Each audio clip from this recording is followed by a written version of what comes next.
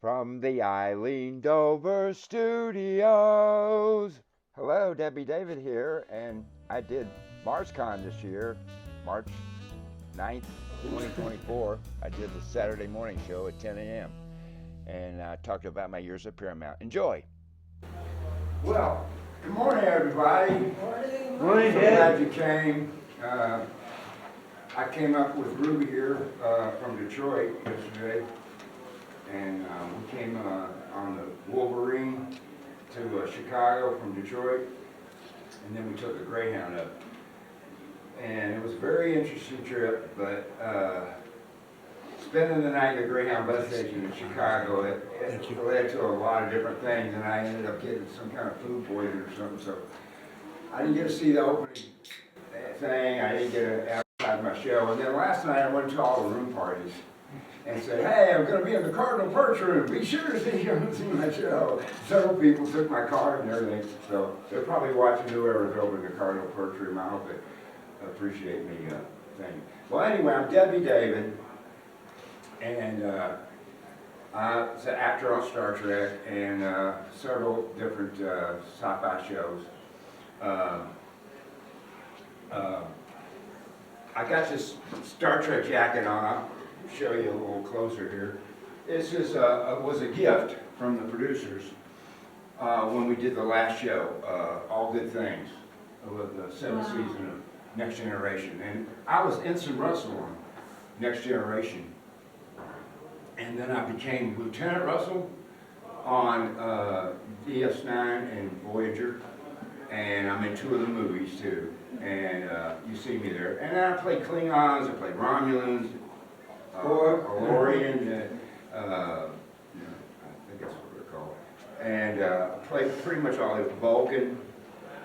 And in fact, that's how I came to MARSCON the first time. My wife is from Minneapolis. My wife was born in England, but she was raised here in Minneapolis. She lived on Hennepin Lake.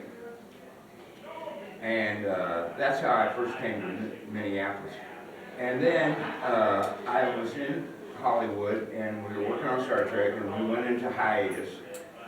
And there was this group there at the studio saying they were hiring people for Paramount Parks that summer to 1999. Anyway, I was doing this show at the Mall of America called Star Trek Earth Show.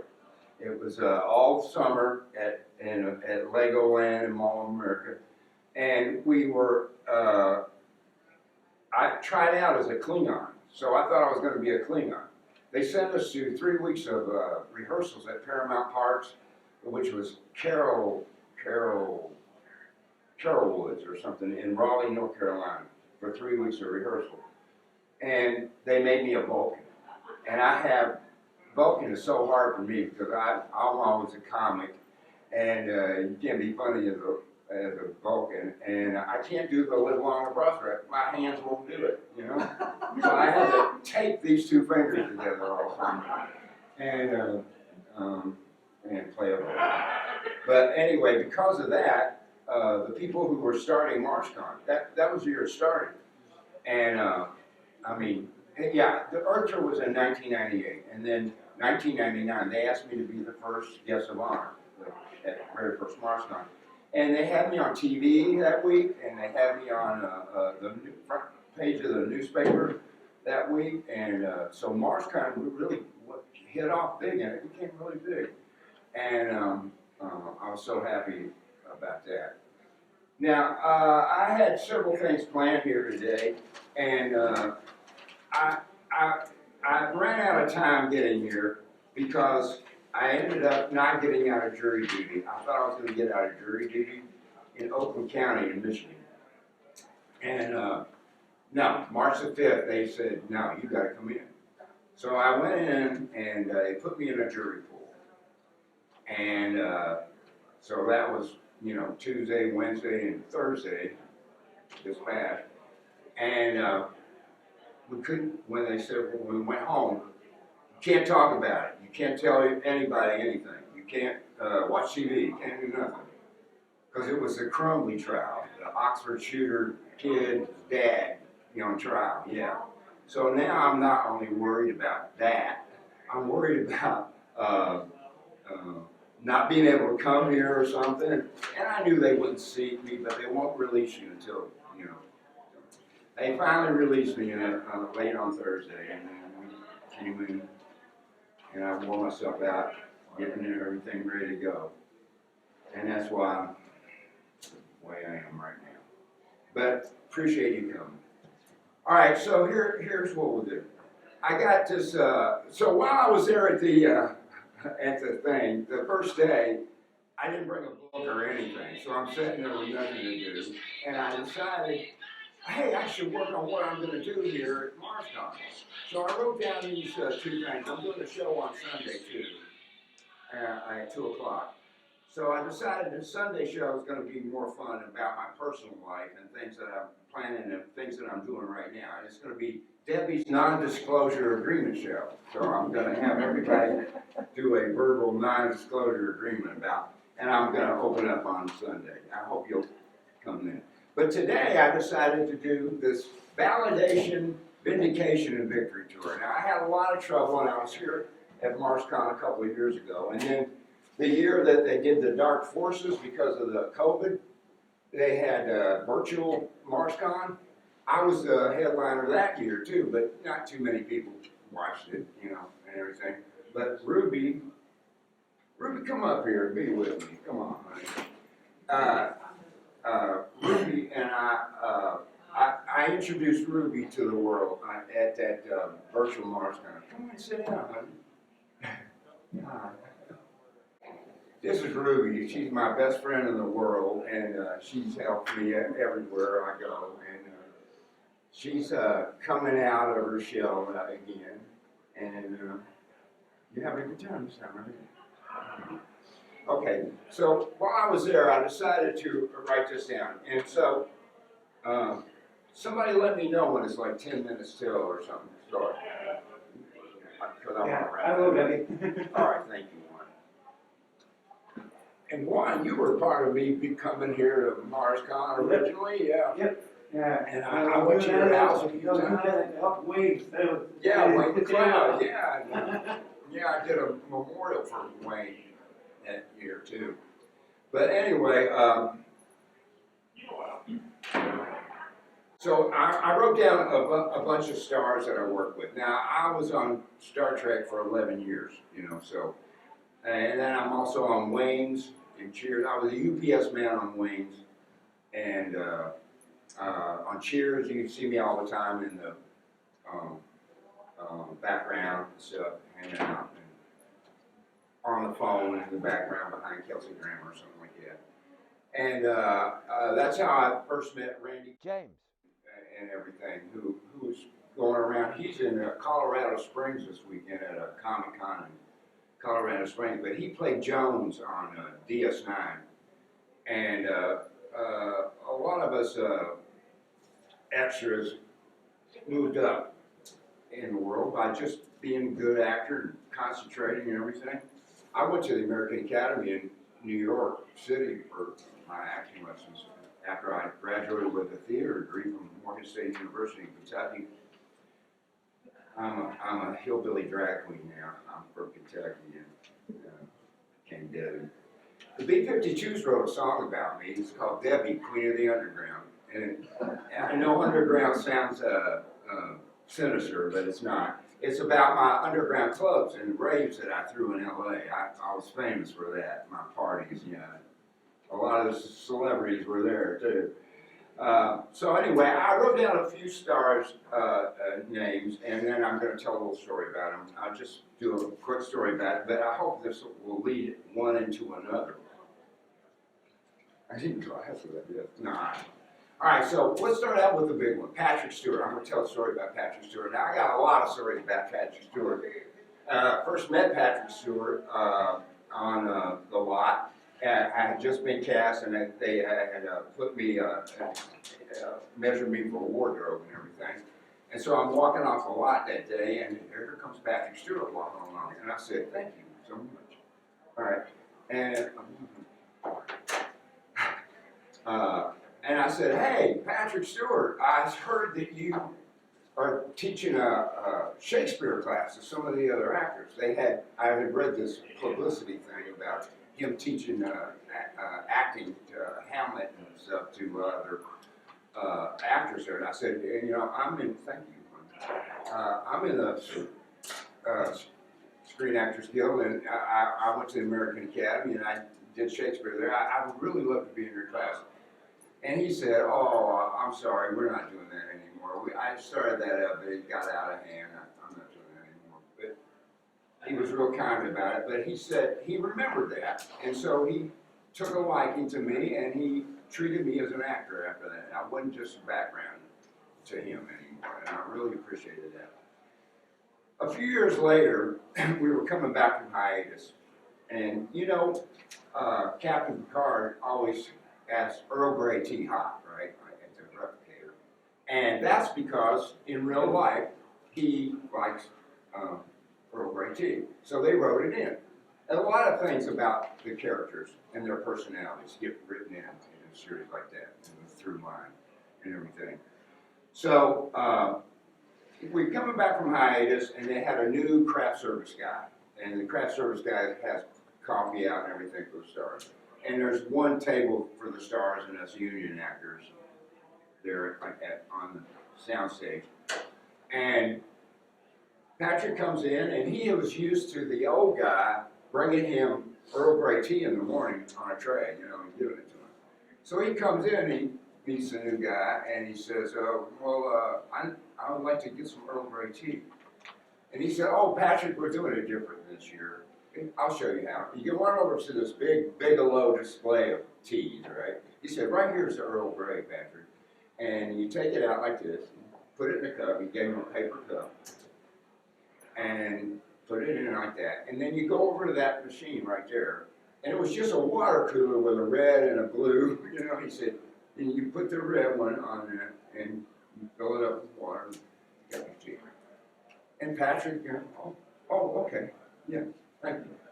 And he goes over there and he does it, and, you know, he puts the tea in there, and he looks at it.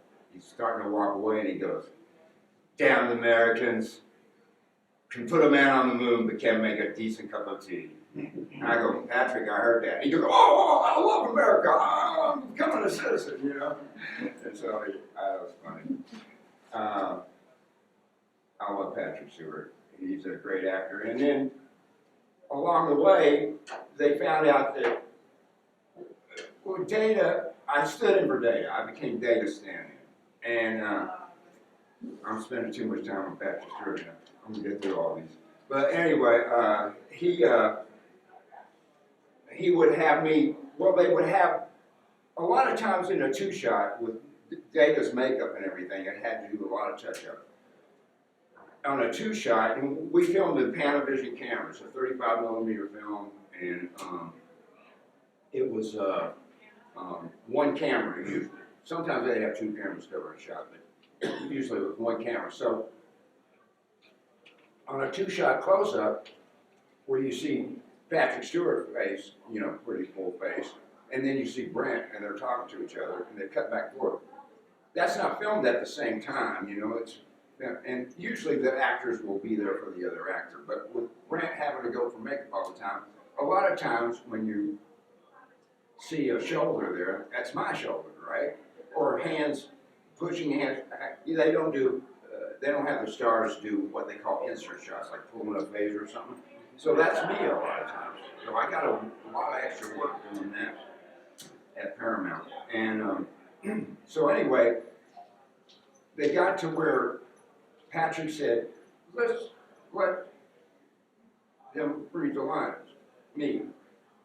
And so we started doing that. But then the script supervisor, Cosmos Genovese, he got very upset. And he said, no, this is a union thing. You can't do that. And so, but because LeVar started asking to have me come in and do the two shots, and Jonathan breaks one time, and so Cosmos got a little upset about that. So I kind of quit doing that. But I love doing that.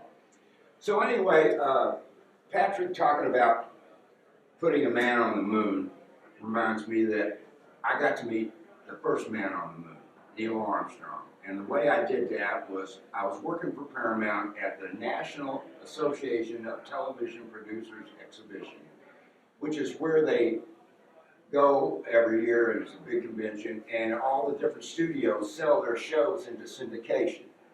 And that year, Seinfeld was the first series to get $1 million a play into different markets, and it was like historic and everything. And Paramount had a big display there, a whole set of the bridge and everything. And they had several of us actors, Keith Ray, Tracy Coco, she was a Ferengi, and I was a Klingon. And Cameron was a lady Klingon. And we got paid $800 a day, and it said Paramount actor on our check, and we had our own limos from the airport and taking us around town and everything. We had our own, each one of us had a makeup guy and a wardrobe guy who would follow us around. And then there was a person from Paramount there who watching, making sure everything's going good. And, huh? What do I have planned for this? Oh, yeah, well, I can do this too. Let's do this.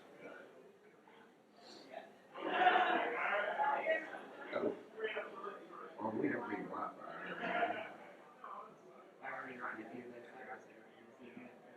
All right, thank you. Yeah, I get probably in the world. All right. Yeah, I can do that. Oh, there's a picture from last night. Ben Jose and everybody. Let's go.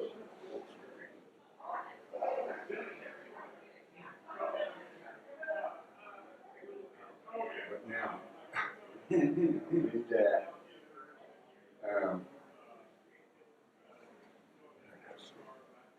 We'll go to this file here. It's called Star Trek. Let's go.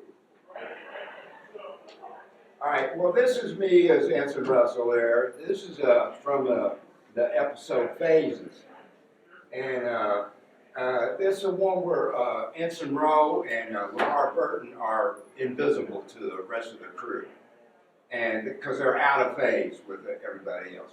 And so in this scene here, I do some great acting by not reacting to LeVar doing this in front of my face. That was my big deal that day. And that's from that scene. There's Frakes. There's Patrick. These are. Okay, so I found out when Amazon came out that if you pause the scene where you were watching, you could click on things. And I didn't realize this, but they have my name, Carl Ava Burks, that's my name as an actor. It's still my legal name. My friends call me Debbie because I live as Debbie now. I prefer she and her pronouns, but I prefer her, she, chocolate. Anyway, but so I was really thrilled by this. It's, you know, if you pause on that, and then this one will come up, everybody that's in the scene. Now this scene right here, where LeVar is pointing at me, is pretty famous to me because this is the day I got named Ensign Russell. This is a 10-man episode, which is a really good episode. And it's on 10-man, and this is, you see me in this one too. This is where Worf gets his back broken, barrel falling on it. And this is one of my few times where you hear me talk. I go, Commander, what happened? And I jerk the barrel off of her, and we try to help Worf, you know. But they got me in the scene, you know. I really love it. That's me with Cameron. She was the girl I was talking about at the National Association of Producers Exhibition. And that exhibition was in Miami, and we were there all week. And Cameron and I were Klingons. And at night, and I don't know how they did it, but 3 nights in a row, this is no joke, they had us go as Klingons to the fanciest restaurants in Miami. And they said, stay in character, right? I said, all right, whatever you do, stay in character. And every night, 3 nights in a row, we were seated at the table next to the Warner Brothers executives. And man, we had a party. I ate a lobster like an apple one night, threw stuff over my shoulder and things like that. And by the 3rd night, one of the Warner Brothers executives said, what are y'all doing here? Why are you always here? You know, like that. But Paramount did that. They were messing with that. Ruby made a joke the other day. We were going by a factory that said Borg Warner, and they said, "Oh, Warner Brothers been assimilated. They're going after Paramount." That was a good joke, man. All right, that's me on the set and on the bridge, standing in front of the captain's chair. Now, I always have my camera with me. You know, that's not a official shot. That's me just while they were at lunch. I went in there and took that picture. And you see it all the time, you know. And then I did that with Tracy Coco too. And I see her at conventions, and Tracy Coco is a really beautiful lady, and she is in a scene where Barkley is doing Cyrano, with Gates, and they're having a theater class, and everybody's watching them. Well, Tracy is sitting next to the captain, so she became like the captain's girlfriend, you know, to the fans and to, you know, and we kept saying, hey, you're the captain's girlfriend, and everything. But I took a picture of her like this, and on the transporter pad, and I noticed that she's using that picture in her thing. Oh, that's Betty Davis. All right, that's J.G. Hertzler and his wife Michelle. They're lovely people, and that's here at MARSCON. He was a General Montauk. Great guy. Yeah, great actor and a very powerful man, and he's got some great opinions about the world too. And he did Mark Twain too on stage, and he's a really great actor. And this is me. I took my church group to the Methodist Church is allowing LGBT people to stay in the church now. I'm singing in the choir too, and I love it. But I'm the only bass in an all-ladies choir, and the choir director loves it. He's been putting in a lot of songs that have a bass part. And well, this was at a Star Trek thing at the Mall of America. All right, this is the one episode where they're frozen. Everybody's frozen because we're out of sync with them or something. I forget the name of the episode, but all the crew members are frozen, and only Patrick and Marina and Data are moving in normal time.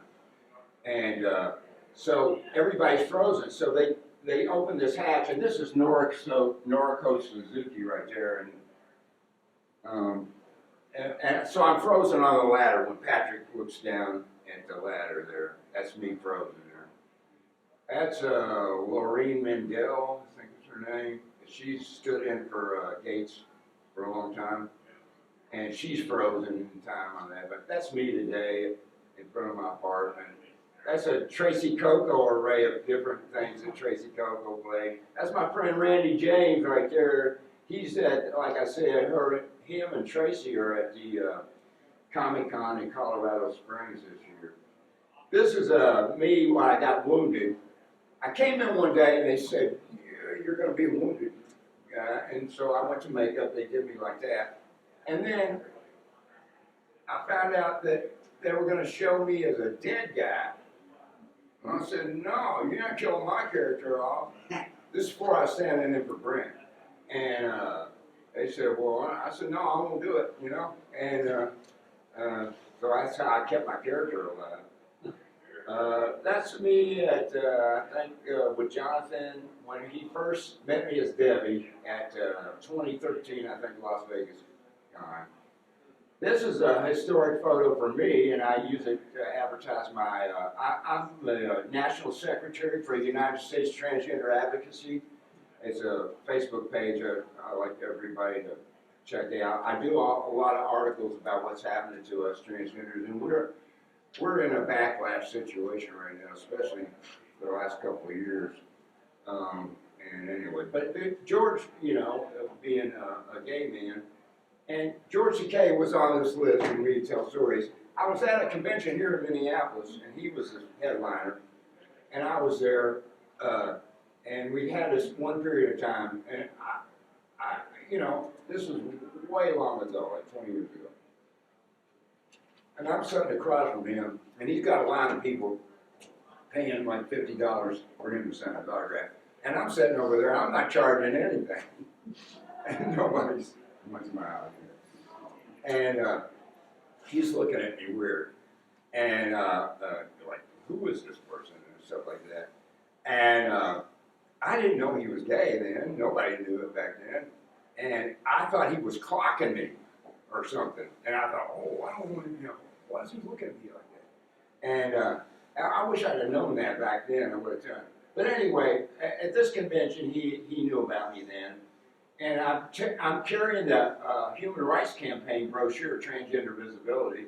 I'm wearing my special effects crew jacket, which is a crew jacket from Star Trek, the motion picture, which he's in, of course. And he's given the Live Long and Prosper. I love that picture. Thank you, George. And we've talked about everything since then. That's Lena Banks. She's a lovely image there in some episode. This is at the Las Vegas convention, and I love people that cosplay in obscure characters. This is a Star Trek character, but it's one of the Union soldiers where they go back in time and they're with Abraham Lincoln, and he does that every year. Star Trek conventions.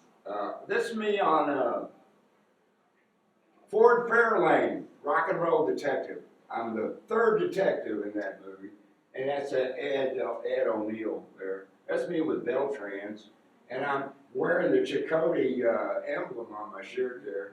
I hope he appreciates that. That's me working when I was, I'd already become a blonde then. I'm just standing in at this time. They wouldn't let me, when I went blonde, they wouldn't let me be on camera anymore on Voyager.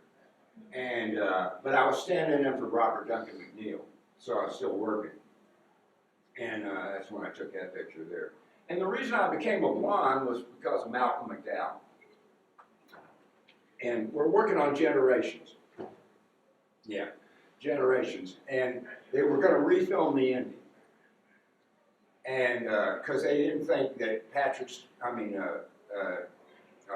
Kirk had died in a valiant way, the way they first ended. So they're going to refilm the whole ending of the movie, and we're out there at the Valley of Fire outside of Las Vegas. We stayed in Las Vegas at night in really nice suites because, I had to be near Brent, so I was on the same floor as Brent, a beautiful suite. And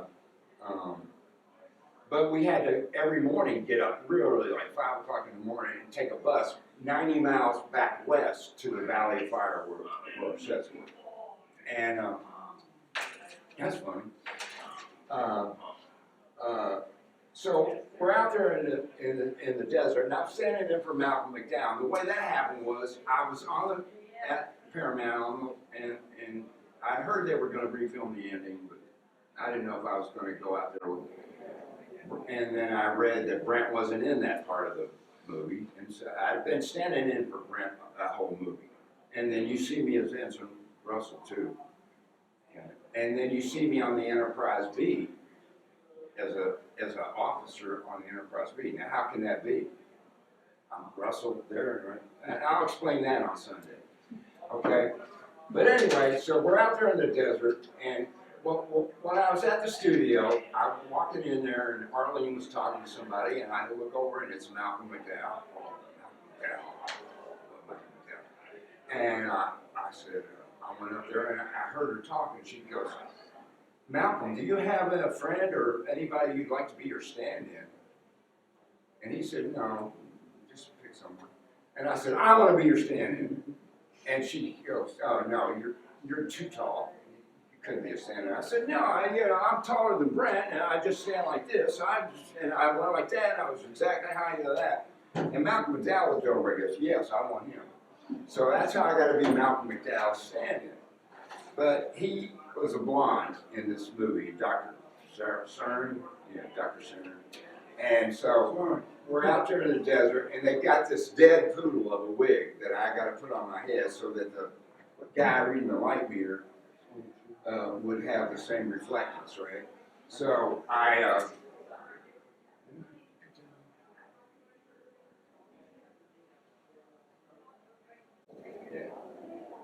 Oh, that's Michael Eccles. But anyway, I got this dead poodle on my head, and so one of the hairdressers came up to me. There's Tracy Coco right there. We're at a convention together.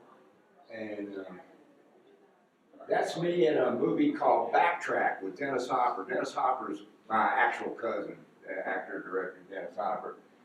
And he was so impressed when I had been out there in Hollywood a couple of years. I hadn't hooked up. But my aunt came out and wanted me to drive her around, so we went over to see Dennis Hopper, and he meets me again. He'd met me before when I was a young kid, but at a family reunion or something. And then my dad and I went out to Taos, New Mexico, where he was living. After Easy Rider, he was working on this movie called The Last Movie. And anyway, I met him then. But I met him again, and he was so impressed that I already had my Screen Actors Guild card. That he just and we became very close. I was driving him around all the time. He introduced me to all the actors and everything. So this is a movie he directed. It's called Backtrack. It's starring Jodie Foster and me. And I have lines in that movie with Jodie Foster. This is me in Roadhouse, Patrick Swayze, and I was supposed to have a line in this movie. You see me sitting there at the table, and there's a scene in the early part of the movie where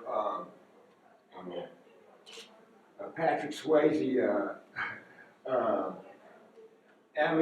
two guys at the bar here, he says, "Hey, you want to see my girl's breast," or something like that. And he goes, "Yeah," and he goes, $20, and he goes, "All right." And so he looks at me and goes, "But I ain't got $20, and he starts a fight in Roadhouse, And Patrick Swayze's there as his character to look at the double deuces and everything, and decide if he wants to become the bouncer, right?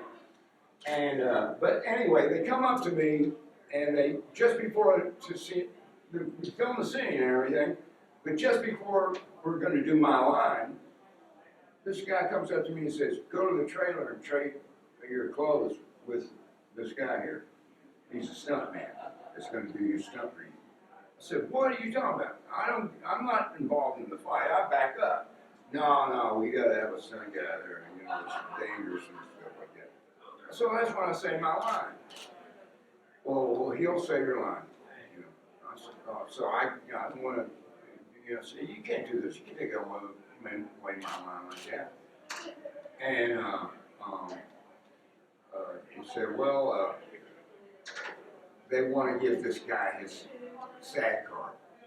You already got your SAG card. They want to give him the line, give him the SAG card." Well, no. So I go out there and I find the stunt coordinator. I said, "What are you doing this to me for?" This guy wanted to lay down and fight right then. I was so upset. I didn't care. I went right after the stunt coordinator. He was smaller than me, but he was a stunt coordinator. He was a wiry guy. Patrick Swayze, he stopped the fight. And he said, "You, in my trailer right now." And that led to me spending a week hanging out in Patrick Swayze's trailer. And I remember he said, "My friend's got a new album, and he sent me an advance copy. Would you like to hear a song?" I said, "Yeah." So he puts this record on, and it's Michael Jackson's "Man in the Mirror" from the Bad album going to come out, right? And we listened to that song like 10 times in a row. We go, "Oh man, song, yeah." And Yeah, I just love Patrick so much. That's me in that scene again. That's me in the convention. That's me with Robert Duncan, this is at a convention. I'm wearing a Captain Proton shirt. I do this when I go to conventions and I get their pictures with them. But this is me standing in for Robert Duncan McNeil when I was standing in for Boyer. And like I was saying, I became a blonde because the hairstylist came to me in the desert and said, listen, if you want to blonde your hair so you don't have to wear that dead poodle on your head, I'll do it tonight, and Paramount will pay for it. I said, well, I've never been a blonde, I'll try that, And so he blonded my hair, and I show up on the set the next morning, and Malcolm McDowell walks up to me and say, hello, that morning. He goes, you did that for me? And I said, yeah. I said, why did you make Dr. Center a blonde? And he goes, because blondes have more fun, darling. I love Malcolm McDowell. Last time I saw Malcolm McDowell was at a time after time screening where it was going to be live question and answer with Malcolm McDowell. And I love Mary Steenburgen too. I have some Mary Steenburgen stories, but I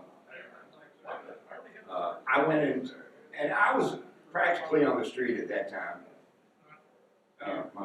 My wife and I broke up and everything. And I had my stuff in storage, and I didn't know what I was going to do. And I walked by the Egyptian Theater, and it says, time after time, Malcolm McDowell, live question and answer. I don't know. All right. I went in there, sat in the theater. I sat on the front row, watched the movie, loved it. And he comes out, Malcolm McDowell comes out, and he, that's me in my guitar. That's me as a Klingon. And he does a question and answer. I was afraid to ask a question or anything, I just sat there. And after it was over, I was walking out, and I get out about 20 feet outside of the front of the theater, and this guy taps me on the shoulder, and he says, hey, I'm Malcolm McDowell's assistant. He wanted to talk to you. Will you come back in? I said, yeah. I go back in there, he hugs me, hey, how are you? And come up to my ranch in Ojai, and everything. He remembered me, and he was so kind. That's me on Waterworld. Yeah, I want to Dennis Hopper, me and my cousin. Dennis comes up to me before Waterworld. He said, I'm going to be on this movie. It's big. He said, you want to be a part of it? I can get you a part, but you're going to be in Hawaii. And my wife was pregnant right then. And they were moving me up in Star Trek. I knew they were going to make me give me lines and stuff. And I said, Dennis, I don't want to do that. He said, it's going to be rough. He said, how are you on water? And I said, well, I can swim and stuff. And he said, it's going to be like jet skis and stuff. And I said, no, I can't be out in the sun like that. I said, I'm going to stay here on Star Trek. But he offered me a big part. So anyway, they had to refilm the ending of the movie at Waterworld. And the atoll that they had actually built out there sank one time. They had to rebuild that atoll. That's why that movie went off thing. But also Universal was playing around with Kevin Costner. They didn't want him to become his own studio. They were charging rolls of toilet paper to Waterworld for the amusement park toilet paper, stuff like that. But anyway, they're going to refilm the ending. So they built this huge set in LA for this filming of the movie. And there was a threat on Kevin Costner's life at that time. So you see all these other extras are really just cardboard cutouts of people. I'm saying that. And they had a few of us union actors live in there moving around so it looked like a crowd moved, right? So this is the end of Waterworld. I go up to, and I don't know that anything about the movie, it was secret, and everything. And so when I'm filming that, I don't know anything about it. There's another picture of me on Waterworld. Oh, here's a good picture. This is me as a board. I'm in board descent part 2. And this is Coneheads part 2. So Borg and Conehead love, that's IDIC, the infinite right there. Infinite diversity, infinite combination. Anyway, I like that picture too.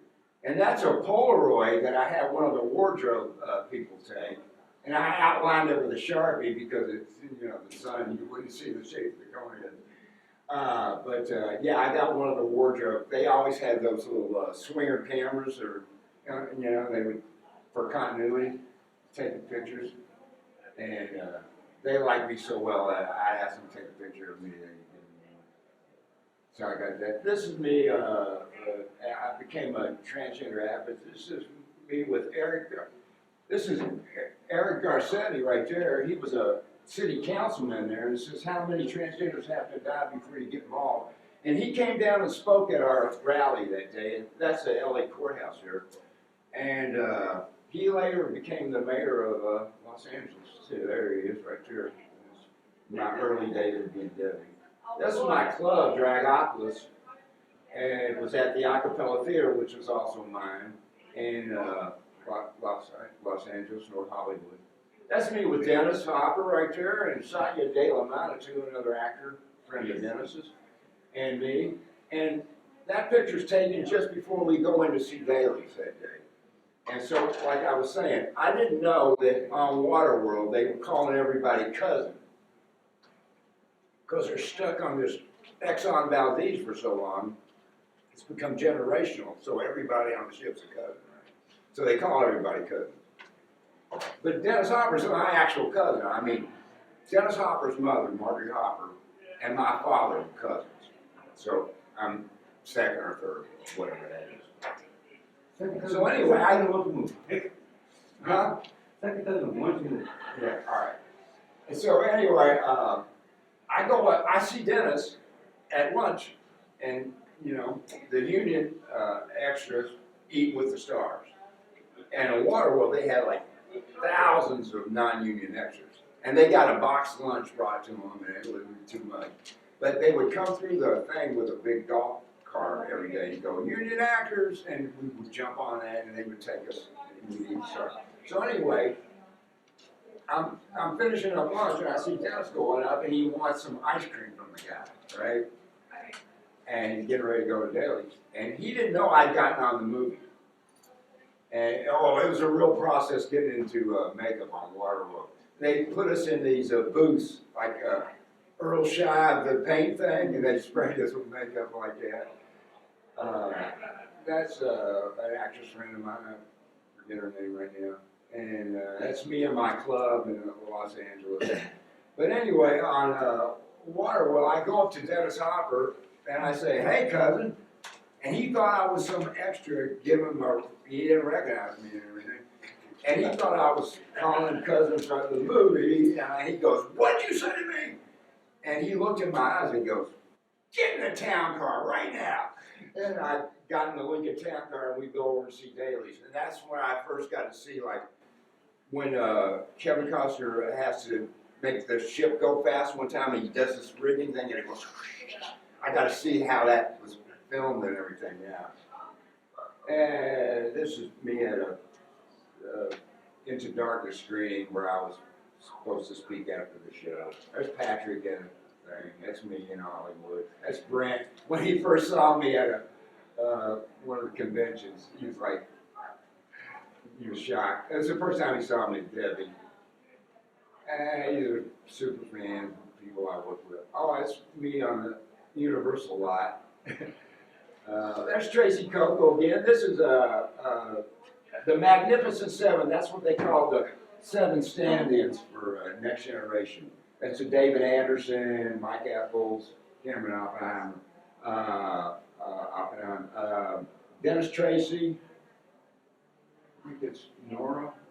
And that's me, and that's Richard Sarstedt, who is also Eden Kane, the rock and roll star from England.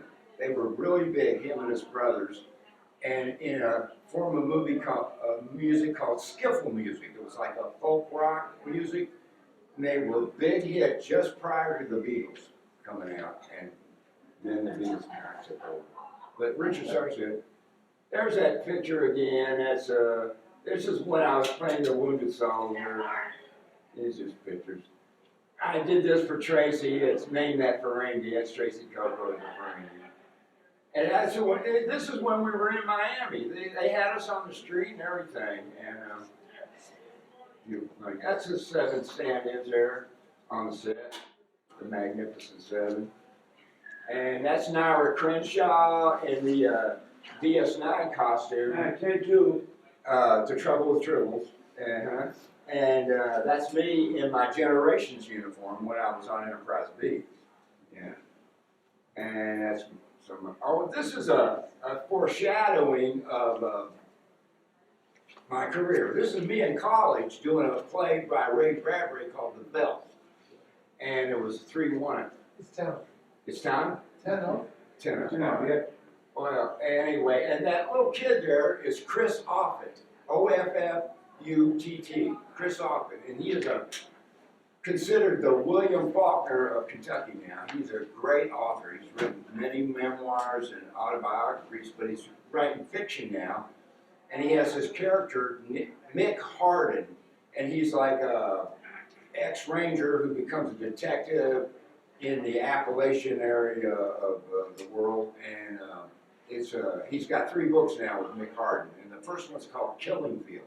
So if you're into murder mysteries, you ought to check out Chris Offutt's book. He's getting very popular worldwide now. This is where I get my name, Ensign Russell. And here's where it happens, right here. I'm in the scene. They got me behind the curved glass here, right next to the warp core. And I'm pretending like I'm pushing buttons, and stuff like that. And suddenly, in the scene, while we're filming, LeVar Burton comes around and says, "Russell, do this." And I look up at him and go, and he tells me, do something. I go, all right.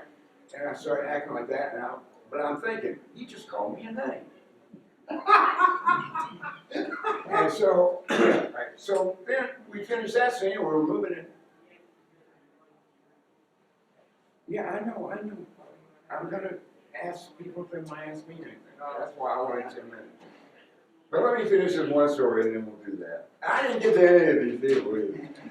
But, so, he says, do that. So the next scene we come up, and Arlene Foucault, the assistant director, comes up and she goes, "Carl, you're going to be, in the next scene, they're going to be close-up, and he's going to call you Russell again. I want you to go to makeup and just, don't have him put makeup on, just powder your face. You look a little shiny." I said, "Yeah, all right, great." I run over to makeup, and they go, "Well, you're an extra. We don't do extras. You go over to the extra trailer, And I said, all right. I go over to the extra trailer, nobody there. All right, I'll go back over to Arlene, and I say, it wouldn't do me, and nobody at the extra trailer. You go back over there. I get on the walkie-talkie. So I get over there, and they said, all right, and they powdered me up and everything. By the time I get back, the director's so mad about the holdup of that he has put another guy right next to LeVar, and they're going to put isolated chins, it's close up. And this guy's looked much shinier and greasier than I ever did. And he's there, and so, and they said, well, here, take this prop, which is just a piece of plastic, and you go in the back, and you'll be working on the panel, crouched down. I'm like, So I'm over there, and we're getting ready to film the scene, and I go, why me? I thought, and now this guy's going to be Russell and everything. And so they go, all right, rolling, sound speed, background action, action. And I yell, cut! All the air goes out of the room. All the air goes out of Paramount Studios for a moment. And LeVar Burton, even through the visor, looks over at me like, there's a dead man.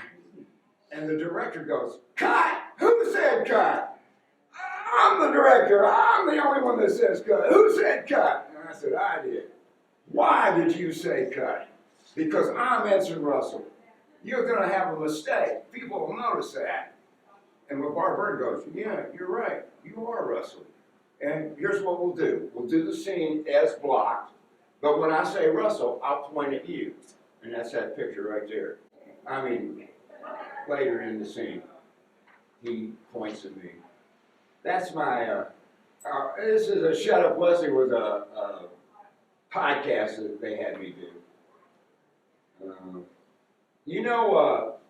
I worked on Cheers too, but you know, the reason they call Morn is because Morn is Norm spelled backwards. Norm from Cheers, although it is a, yeah.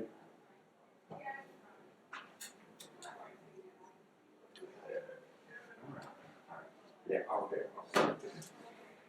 Anyway, anybody got questions for me? And I hope you'll come to my Sunday show. It's at 2 p.m. and I'm going to reveal some of my new plans that involve cosplay in the future at other conventions and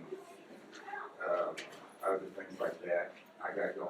Anybody want to ask me about a star or something that I didn't get to on this list? Anybody got a question for me? Well, I'll ask. Your cousin is. Oh, I'm sorry.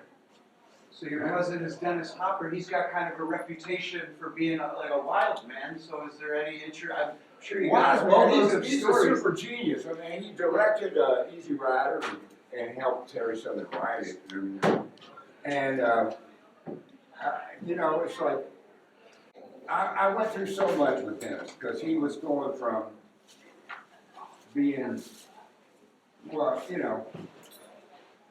I was just thinking how he has such a larger than life personality where the roles you think, man, is he even acting? I'm thinking of like this 80s movie, We're at a White restaurant Star, one night, and this girl saw him, and she goes, Frank Booth, you know, from Blue Velvet, and she was freaking out. That happened all the time. This is the thing, people think that actors are like their characters. You know, they're not. They're not like their characters at all. And people would have that about Dennis. Dennis is the kindest, sweetest man in the world. He wouldn't hurt a fly. And I think he helped change the world with Easy Rider and everything. I know he changed my life with Easy Rider because when it came out, I was 13 years old. But because my cousin was in the movie, they let me go see it, you know. And that changed my life. I was a nerd in high school at that time. And yes, how do I do that? Yes, press the power button. All right. What was I talking about? You're asking. Easy Rider. And Yeah. Easy Rider changed your Huh? life. Yeah, you're having people ask questions and you answer them. Yeah, but I just forgot the story I was telling you. When you were 13, you got to watch Easy Rider and it changed your life. Yeah, oh, thank you so much.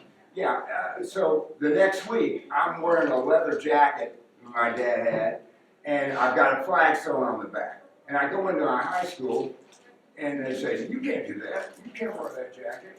And I said, why not?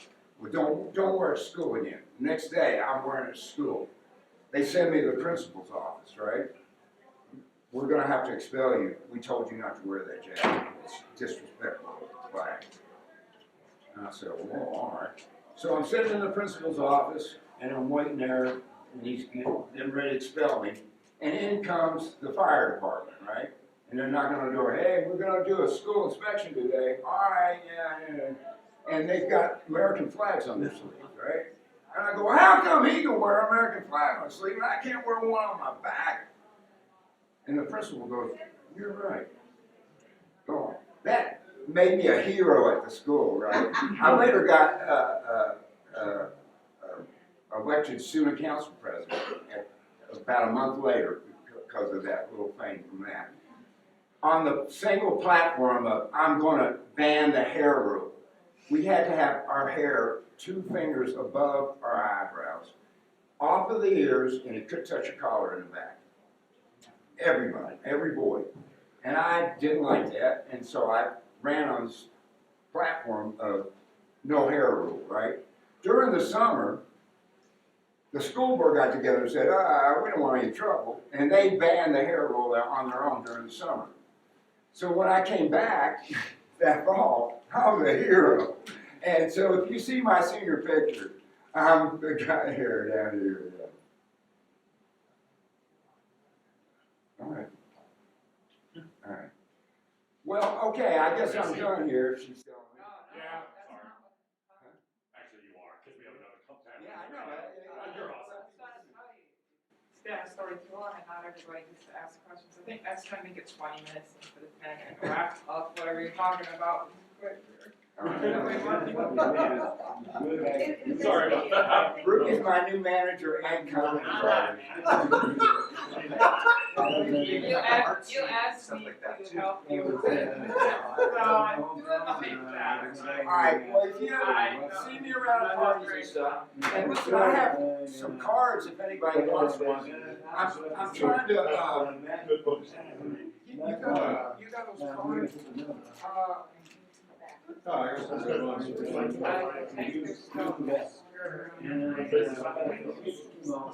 Listen, I have a YouTube channel, Deputy David.